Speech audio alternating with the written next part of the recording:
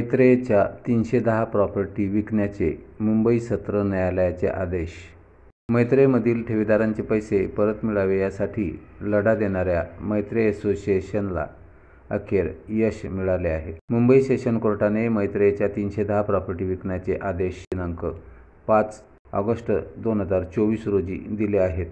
याबाबत सन 2018 मध्ये औरंगाबाद खंडपीठाने निर्णायक भूमिका घेऊन केस मुंबई सेशन कोर्टाकडे वर्ग केली होती.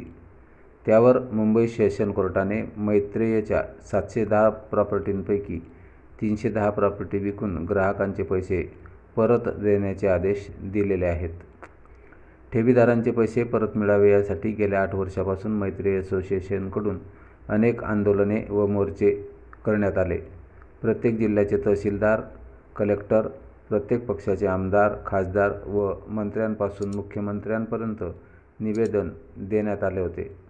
अखेर मुंबई सेशन कोर्टाने दिलासा दिला.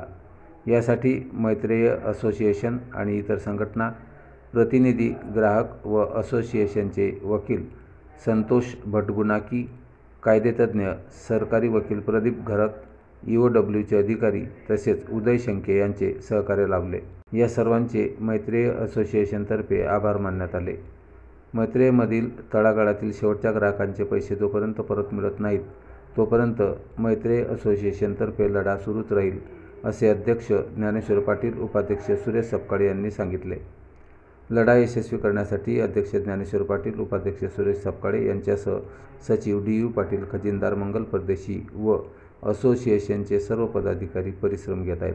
मुंबई सत्र न्यायालयाच्या या आदेशामुळे ठेवीदारांना पैसे परत मिळण्याची आशा निर्माण झाली आहे.